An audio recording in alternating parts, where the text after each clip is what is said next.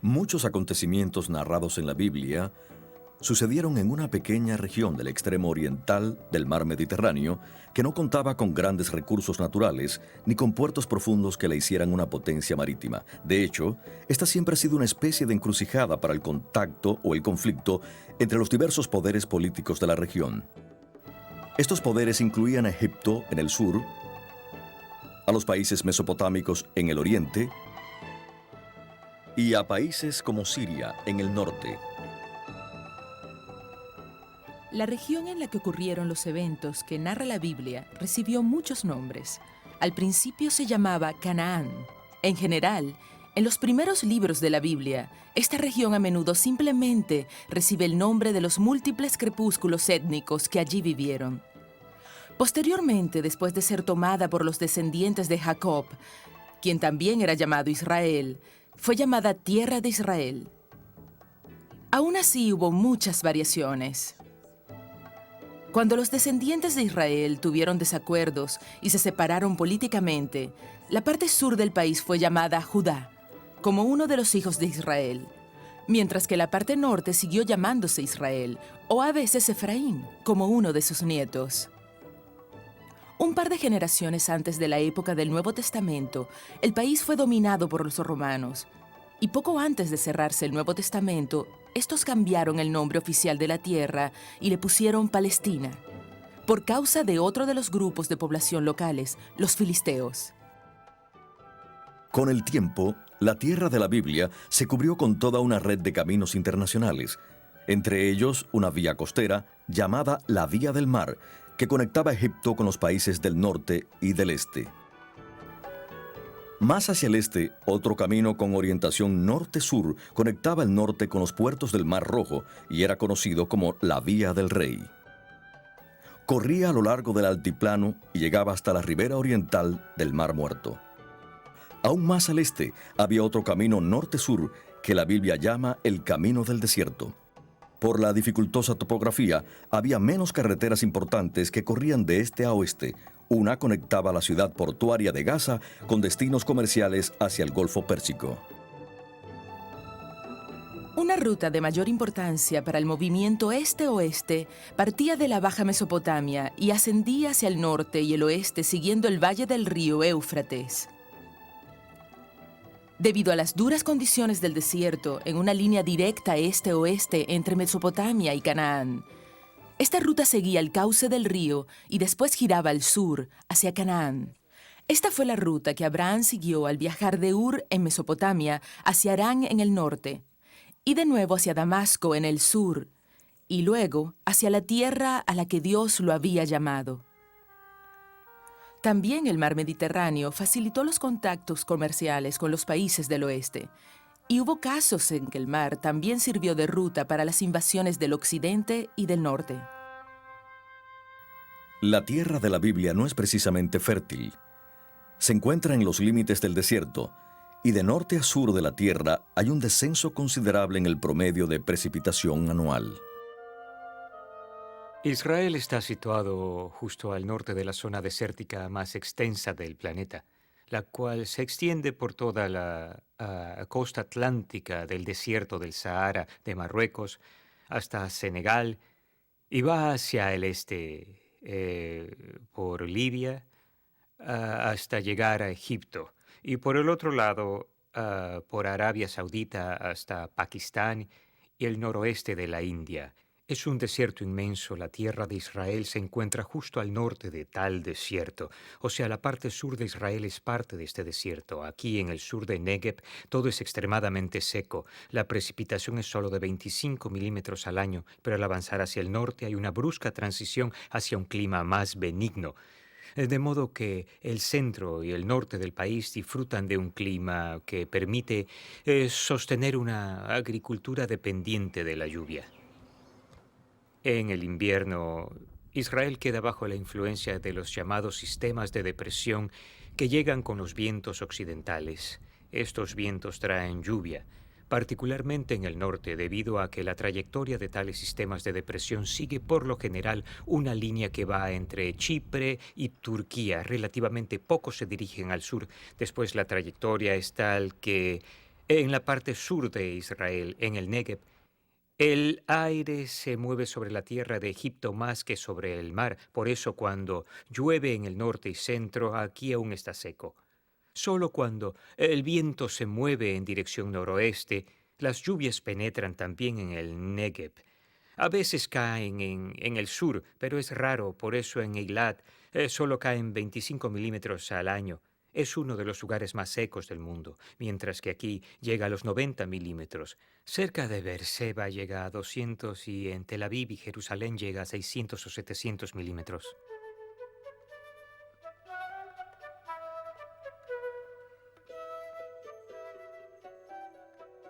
Moisés ascendió al monte Nebo, desde el valle del Jordán. Fue un ascenso de unos 1,200 metros. Y desde ahí Dios le dejó ver la tierra a la que no podría entrar. En Deuteronomio capítulo 34 se nos habla de este evento. Moisés subió del desierto de Moab al monte Nebo, a la cumbre del monte Pisgá, frente a Jericó. Desde allí el Señor le mostró la región del territorio de Galaad hasta Dan en el norte, las regiones de Neftalí, las regiones de Efraín y Manasés, el territorio de Judá, que llega hasta el mar Mediterráneo, la parte sur de Judá y la llanura que se extiende desde Zoar hasta Jericó. Una vez, en un día muy claro de invierno, parado cerca de aquí, pude ver el monte Hermón en la parte norte del país, a una distancia de casi 150 kilómetros. La ciudad israelita de Dan quedaba al pie del monte Hermón. ¿Qué tipo de panorama habrá visto Moisés? Ayuda al pensar en la topografía como una serie de franjas que van de norte a sur. En el oeste se encuentra la llanura costera, que es plana y arenosa, y rara vez la surcan pequeños arroyos que fluyen de las montañas orientales en dirección al mar. Hacia el este, la siguiente franja es una serie de pequeñas colinas un poco más elevadas. Siguiendo hacia el este, llegamos a una cadena de colinas más altas, que a veces el texto bíblico llama montañas. Esta cadena empieza con el monte Gilboa, en el norte, y sigue con Hebrón, en el sur. Desde allí desciende un poco hacia la seca meseta del Negev, en dirección a Beerseba. Aquí, o cerca de esta cordillera, se levantaban las antiguas ciudades de Siquem, Betel, Jerusalén y Hebrón, lo que constituía una importante ruta para los viajes de norte a sur.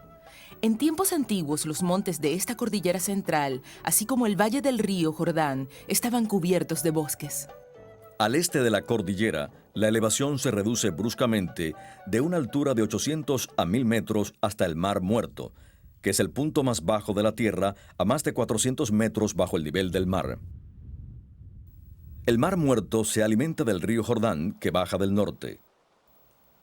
El río nace en las faldas de la montaña más alta de la región, el monte Hermón, cuya elevación es de más de 2,800 metros. El río fluye a través de un área pantanosa conocida como el Valle Uleg, y después desciende a través de profundos desfiladeros hasta el lago Kinneret, también llamado Mar de Galilea, que después de un recorrido de unos 50 kilómetros se encuentra más de 200 metros bajo el nivel del mar. Siguiendo del Valle del Jordán hacia el este, la topografía nuevamente se eleva hacia la altiplanicie en la Transjordania.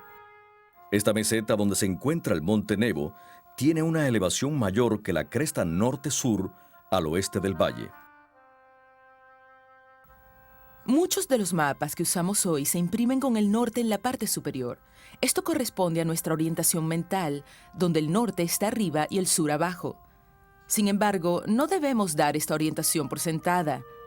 Para algunas culturas de la actualidad, alguna otra dirección es la que está adelante, al frente de uno. Para quienes vivieron en la época de la Biblia, la orientación principal era la salida del sol, en el este. En hebreo hay dos nombres para el este. Uno de ellos significa el lugar donde el sol se levanta, y el otro es simplemente hacia adelante.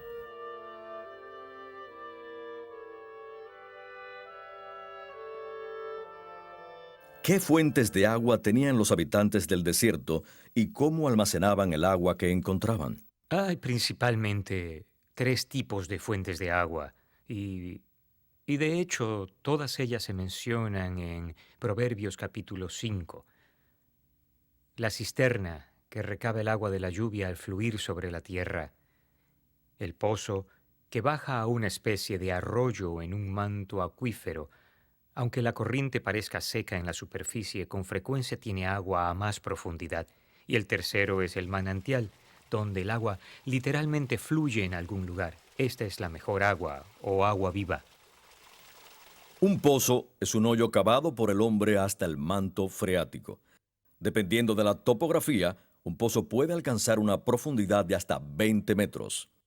Por ejemplo, este pozo fuera de los muros de la antigua ciudad de Beerseba tenía que bajar por el cerro y llegar hasta el arroyo que corre cerca de la ciudad.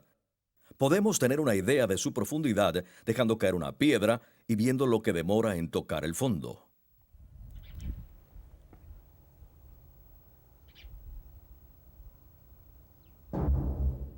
En un cálculo aproximado, tiene más de 75 metros de profundidad.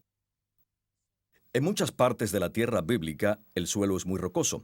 Esto dificulta mucho las excavaciones, y especialmente las de pozos a la profundidad necesaria.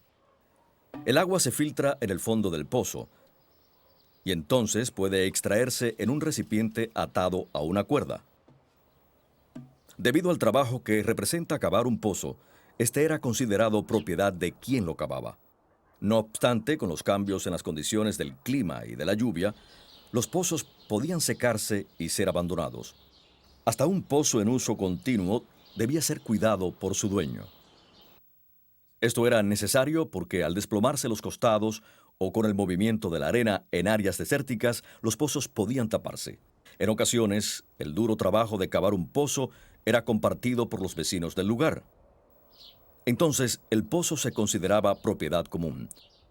Con frecuencia, el interior del pozo se recubría con piedra caliza para reforzarlo y prevenir su derrumbe. La cuerda para subir el recipiente podía dejarse a un lado del pozo.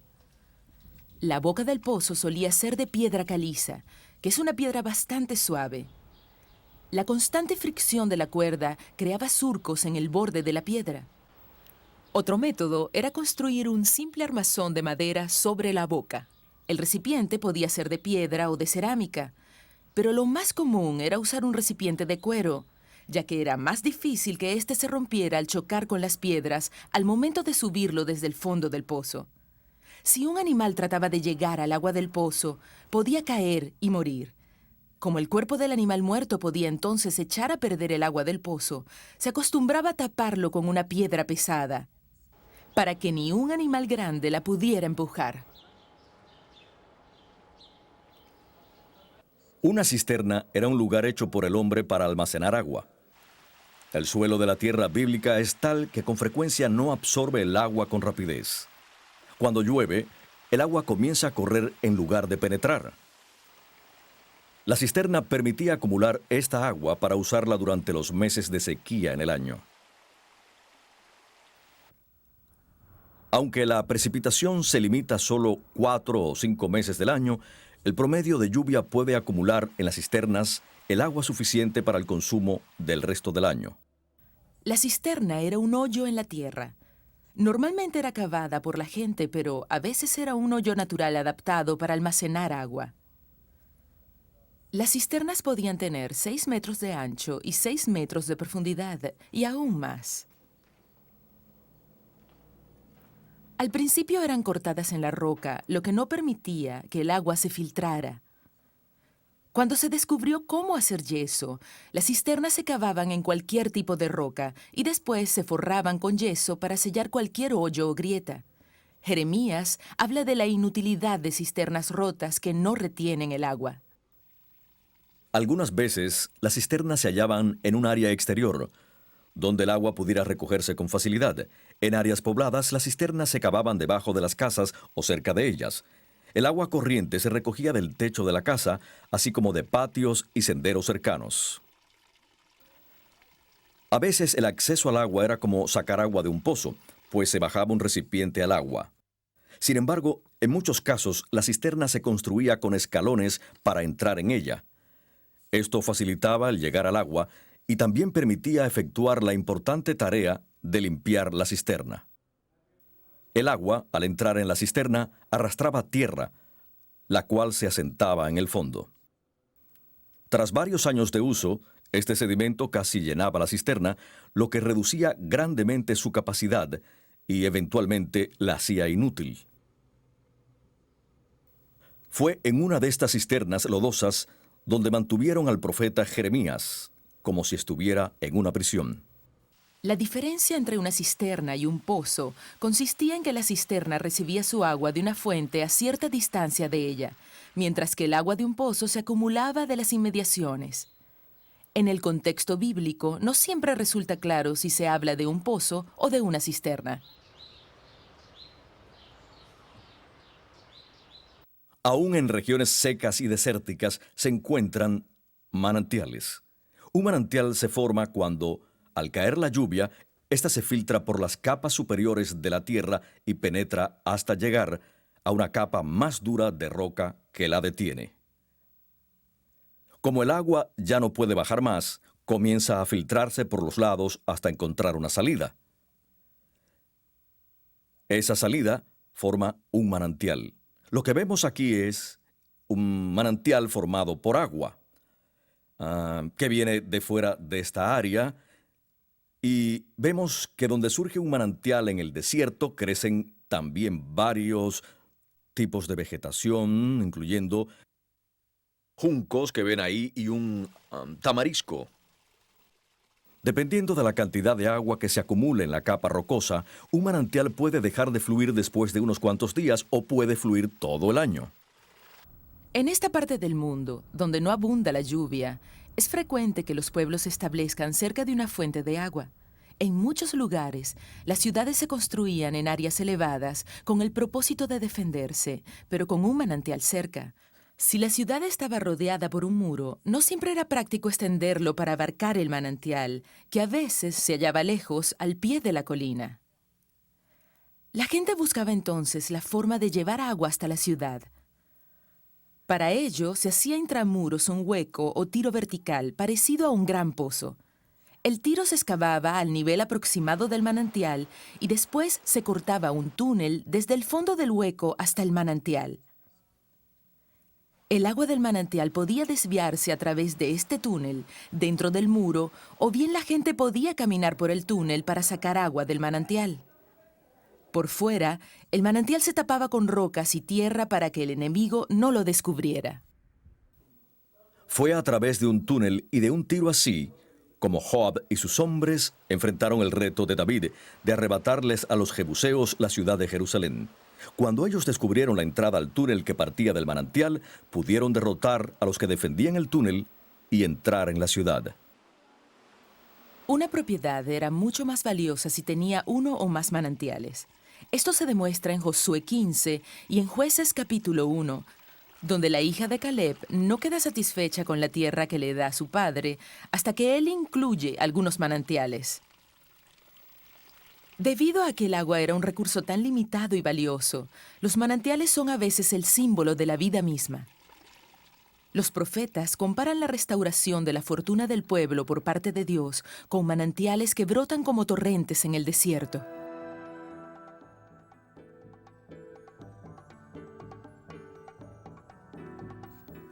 Aunque se dice que Abraham vivía en una ciudad cuando Dios lo llamó a la tierra de Canaán, básicamente la Biblia lo describe como un nómada o seminómada.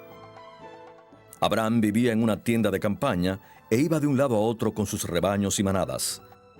Probablemente las tiendas que Abraham y su familia usaban eran muy semejantes a las que en la actualidad usan los nómadas del desierto en el Medio Oriente. Los más prominentes entre esos nómadas son los beduinos. La tienda se construye con tela y postes. La tela es un tejido de pelo de cabra, el cual resulta ideal para la vida en el desierto.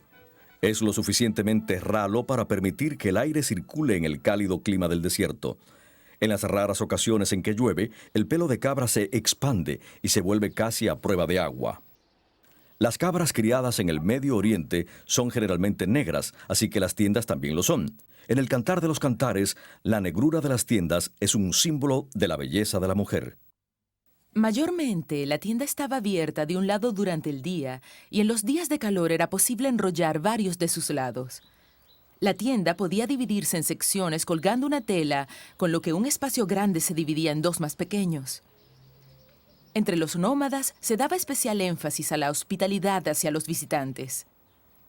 En Génesis 18 leemos que Abraham recibe a los visitantes cuando estaba sentado a la entrada de su tienda a la hora en que hacía más calor. Aunque desde la época de Jacob, los descendientes de Abraham vivían en viviendas más permanentes en Egipto y en Canaán, la cultura de vivir en tiendas siguió siendo parte de su herencia. Cuando el pueblo de Benjamín decidió rebelarse contra el nieto del rey David, el clamor fue: «A tus tiendas, oh Israel», aun cuando el siguiente versículo nos dice que vivían en ciudades. No era este un llamado a la batalla, más bien el significado era: «volvamos a casa». Cuando llegaba el momento de que el nómada empacara sus pertenencias y se mudara a otro lugar, necesitaba un medio confiable para transportar sus cosas. Por lo general, la topografía era áspera y no permitía el uso de carros o carretas. En su lugar, los nómadas usaban camellos para llevar sus pertenencias. La evidencia arqueológica sugiere que los camellos tal vez fueron domesticados hacia el 3000 a.C. Primero se les menciona en la Biblia en Génesis 12, entre las posesiones de Abraham. Un camello maduro puede cargar más de 200 kilogramos. En la actualidad conocemos dos tipos de camello: el camello propiamente dicho, el cual tiene dos jorobas, y el dromedario, que tiene solo una. Era el dromedario de una joroba el que se encontraba en la tierra de Canaán, aunque los israelitas estaban familiarizados con el camello de dos jorobas, que podía encontrarse más al este y al norte en Asiria. Debido a esta joroba en la espalda del camello, para poder montarlo era necesario ponerle un asiento diseñado especialmente para ello. El asiento era de madera. Cuando se montaba el campamento, se le quitaba el asiento al camello y se llevaba a la tienda, donde se cubría con mantas. De este modo servía como un taburete para sentarse. Cuando Jacob y su familia dejaron a Labán en Mesopotamia, Labán fue tras ellos en busca de las estatuas de sus ídolos familiares, o terafim, que Raquel le había robado. Labán registró el campamento, pero no pudo encontrarlos. Cuando fue a registrar la tienda de Raquel, ella estaba sentada en medio de la tienda sobre la silla del camello, pues había escondido bajo esta las pequeñas estatuas y Labán no las encontró. El suelo de la tienda del nómada era la tierra misma que pisaba. Este suelo de tierra se cubría normalmente con esterillas tejidas con pelo de camello o de cabra o con carrizos. Después de que los israelitas capturaron la ciudad de Jericó, Acán tomó varias cosas prohibidas. No le fue difícil cavar un hoyo en el suelo de su tienda, esconder ahí las cosas robadas y cubrirlas con la esterilla.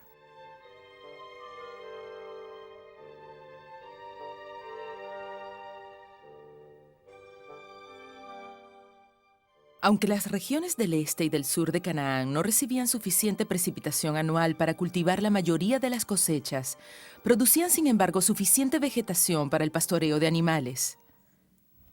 Las ovejas y las cabras se alimentan no solo de pasto, sino también de hojas y brotes de árboles y arbustos silvestres.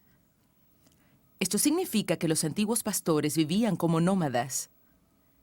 En cuanto sus animales se comían toda la vegetación disponible en el área, tenían que irse de allí a otro lugar.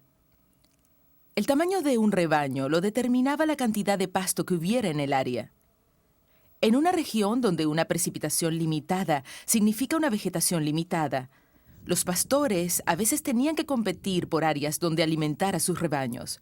Fue esta competencia la causa de que Abraham y Lot se separaran. Si un pastor encontraba una buena área para su rebaño en la cual podía permanecer algún tiempo, aún necesitaba agua para sus necesidades y las de su rebaño. Si había un manantial en el área, este podía suplir el agua que necesitaba. Donde no había un manantial, era necesario cavar un pozo. Durante el día, el pastor llevaba sus rebaños de ovejas y cabras a un área donde pudieran alimentarse. Las ovejas tienden a seguir al pastor, mientras que las cabras son más independientes y con frecuencia corren delante de él. Al final del día, el pastor volvía con su rebaño al campamento. Para impedir que los animales se alejaran, se les ponía en un área cercada. Esto podía hacerse apilando piedras, pero era más fácil reunir ramas de arbustos y hacer un corral temporal para el rebaño. Este cerco también proporcionaba una protección limitada contra animales depredadores, como los lobos y los leones. Las ovejas y las cabras suelen caminar en fila una tras otra. Donde los rebaños pastan periódicamente, con el tiempo los animales forman pequeños senderos característicos de esos lugares y que no existen donde la principal actividad humana es la agricultura. En la tierra de Israel, el invierno puede ser relativamente frío, especialmente en las regiones montañosas donde se crían ovejas y cabras. A los animales les crece una capa extra de lana o pelo para mantenerlos calientes en el invierno. En la primavera, los pastores cortaban o esquilaban esta lana y el pelo extra. La época de esquilar era importante para los pastores. Era frecuente que la lana de las ovejas y el pelo de las cabras se usara para hacer ropa, tiendas, alfombras, bolsas y muchos otros objetos útiles. También podía intercambiarse por granos y objetos necesarios para la vida diaria.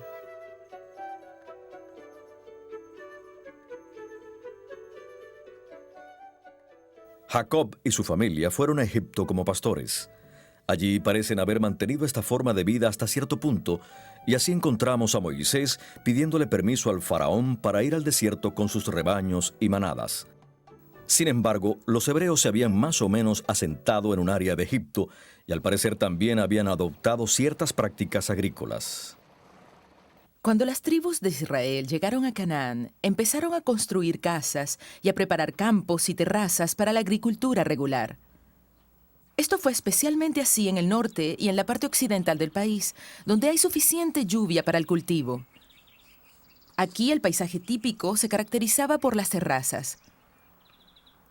Estas eran construidas para absorber la lluvia antes de que causara deslaves en las laderas. La producción de trigo y de cebada fue muy importante para la economía del Medio Oriente antiguo. En la tierra de Israel, el Levante, Siria y el norte de Mesopotamia y Anatolia, la cosecha dependía de la lluvia. En esas áreas se volvió muy importante la adoración de Baal o Hadad, dios de la lluvia y las tormentas. También entre los antiguos israelitas siempre estuvo presente la tentación de adorar a Baal. En Egipto y en el sur de Mesopotamia, las cosechas dependían de que los ríos se desbordaran y de la irrigación. En esas regiones se adoraba a los dioses de los ríos.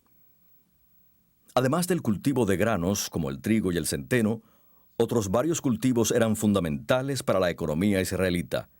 De especial importancia era el cultivo de la uva y de la aceituna. Muchas partes del país son ideales para el cultivo de la uva. Las parras se vuelven a usar año tras año. La preparación para la siguiente temporada consiste principalmente en recortar lo que creció el año anterior. Este corte, llamado poda, es radical.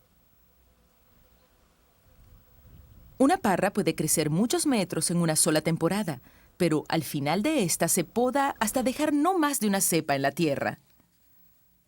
Esta drástica poda asegura que en la siguiente temporada la fruta será dulce y jugosa. Las primeras uvas maduras aparecen en el mes de junio. La vendimia como tal comienza en julio y continúa durante todo el verano. Hacia el final del verano, a fines de septiembre o comienzos de octubre, se acostumbra a hacer el primer vino que es llamado vino nuevo. La cosecha de las uvas consiste en cortar uno por uno los racimos de uvas. Cuando las uvas se secaban al sol, para hacer pasas, estas, como los higos, se recogían en bloques y se prensaban para poder almacenarlas largos periodos de tiempo. Esos bloques podían llevarse en los viajes y proveían una buena fuente de energía en el camino. Sin embargo, la mayor parte de las uvas se usaba para hacer vino, que era la bebida fundamental en la casa. Los racimos se llevaban al lagar o prensa de uvas que con frecuencia se cortaba en la roca cerca del viñedo. A veces la prensa era muy pequeña y la usaba una sola familia para exprimir el jugo de una pequeña cantidad de uvas. A veces era una especie de prensa comunitaria a la que toda la comunidad traía sus uvas para prensarlas y cada familia tomaba su turno. Cuando los trabajadores pisaban las uvas, se partía la cáscara y al salir el jugo, el piso de la prensa podía volverse muy resbaloso.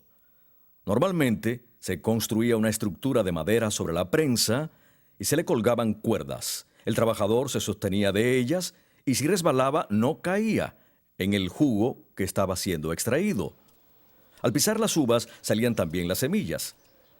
Si éstas se partían, entonces el vino salía amargo. Por esta razón, el apisonado se hacía con los pies descalzos para que las semillas no se quebraran. El jugo de las uvas exprimidas fluía del piso a un hoyo o a una cuba. De ahí se pasaba a recipientes de barro u odres de cuero. En unos cuantos días, el azúcar natural del jugo comenzaba a fermentar. Se le llama vino nuevo en las primeras etapas de la fermentación, cuando el contenido del alcohol es relativamente bajo. El vino nuevo solo se encontraba en otoño, a principios de septiembre. Tras otro periodo de 2 o 3 semanas, la fermentación resultaba en vino. Si se dejaba que el proceso de fermentación continuara, el resultado final era vino amargo o vinagre. Ya que en el mundo antiguo no había medios de refrigeración, se usaban otros métodos para retrasar el proceso de fermentación. Esto se hacía principalmente añadiendo al vino un agente endulzante como la miel. Esto era llamado vino dulce, como en el día de Pentecostés en Hechos 2. Este vino se podía conservar durante muchos meses. En el mundo antiguo, el vino también se concentraba para conservarlo, y normalmente se diluía con agua antes de tomarlo. Primero el vino concentrado se vertía en una vasija y después se agregaba agua en una proporción de 3 o 4 partes de agua por una parte de vino. Solo después se bebía el vino. Como con otras cosechas, el tiempo de la vendimia y la consiguiente producción de vino nuevo era una época de gran celebración. Los olivos crecen por toda la región del Mediterráneo y un importante aspecto de la cultura humana en esa región, casi desde el principio de la historia documentada, ha sido la producción de aceite de oliva. La aceituna es el pequeño fruto del olivo. En octubre, cuando madura, produce aceite. Las aceitunas se cosechan sacudiendo el árbol o golpeando sus ramas con un palo largo. Esto hace que las aceitunas caigan a tierra donde se recogen. El aceite se extrae prensando las aceitunas. A diferencia de la extracción del jugo de uvas que se hace pisándolas, para extraer el aceite de las aceitunas hay que aplastarlas bajo un peso considerable. Dependiendo de la cantidad de aceitunas a prensar, había diferentes tipos de prensas. La idea era rodar una piedra pesada sobre las aceitunas. Como resultado de pasar una piedra sobre las aceitunas, se obtenía una pasta espesa, que además del aceite contenía la pulpa y las semillas de las aceitunas. Esta pasta se ponía en canastas especiales, las cuales se colocaban bajo un tronco fijado a una pared. El primer aceite que salía era el de mayor calidad. Era el más claro y sabroso. Este primer aceite era el que se usaba en el servicio del templo, para quemarlo en la menorá o candelabro de 7 brazos, o para presentarlo con las ofrendas de granos que se mezclaban con aceite. El palo largo actuaba como un fulcro en las bolsas con la pulpa de aceitunas. El fulcro aplicaba peso sobre las bolsas exprimiendo el aceite. A mayor peso, más aceite se exprimía. A menor distancia de la bolsa, menos aceite de oliva se exprimía. Si se añadía peso y más distancia, se ejercía más presión. Claro, la calidad del aceite era menor, mientras más peso había en las bolsas. El aceite de mayor calidad era el que salía solo sin la ayuda del peso. El aceite era un saludable componente de la dieta. Se usaba para cocinar, para mojar el pan y muchas otras cosas. Con la pulpa que quedaba después del prensado se alimentaban animales o se quemaba para calentar la casa. El olivo es un árbol muy resistente y se regenera aún cuando se le recorte. Por eso los nuevos retoños que brotan de un tocón muerto se usaban a veces como símbolo de la vida nueva.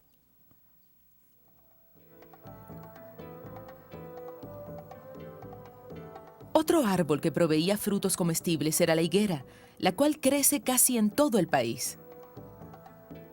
Aunque no provee más productos utilizables que su fruto, da extensas hojas que proporcionan una buena sombra en los meses más cálidos. Natanael estaba sentado bajo una higuera cuando Jesús lo vio. La higuera comienza a dar hojas en abril, a principios de la primavera. Casi un mes después aparecen pequeños brotes verdes en las ramas, los cuales normalmente no se comen, pero indican si la fruta del árbol será comestible. La fruta madura de la higuera es muy dulce y puede comerse fresca. También puede secarse al sol, lo que concentra el azúcar natural y la hace más dulce. Cuando los higos se secaban al sol, se recogían y se prensaban en bloques. El propósito de esto era impedir que se secaran demasiado, pues si se dejaban solos se ponían duros. Además, esto reducía la acción de los insectos que al cabo de un tiempo se metían en los higos. Cuando Abigail fue a implorar la misericordia de David para su esposo, le llevó regalos, entre los cuales se encontraban 200 panes de higos secos. Más tarde, los hombres de David le dieron un pedazo de uno de estos panes a un egipcio que estaba a punto de morir de hambre.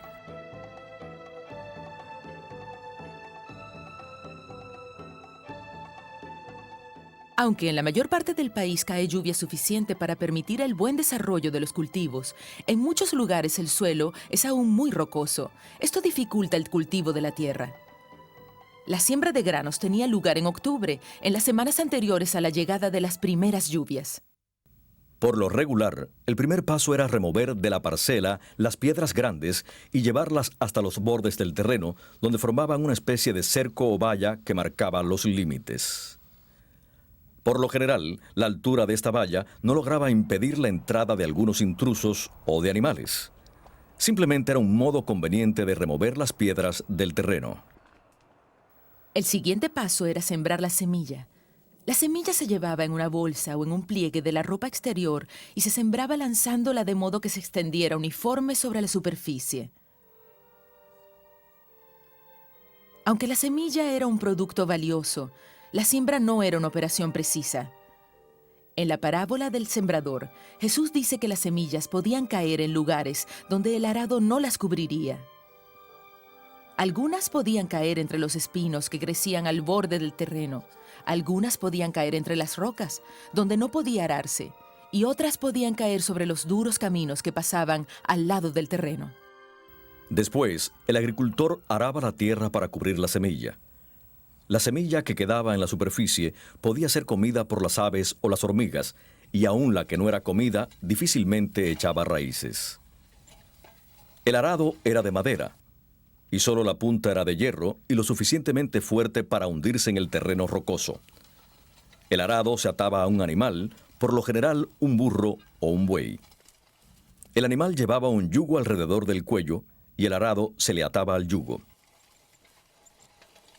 A veces, cuando la tierra era particularmente difícil de arar, se usaba más de un animal. El yugo podía ser de madera o de cuerda. El granjero llevaba consigo la aguijada o una vara puntiaguda. Con esta aguijada podía mantener al animal en la dirección correcta y obligarlo a moverse si se ponía testarudo. La época de la cosecha era en la primavera o a principios del verano. La cebada maduraba antes que el trigo y estaba lista para cosecharse a fines de abril. El trigo maduraba varias semanas más tarde y estaba listo en junio, al comenzar el verano.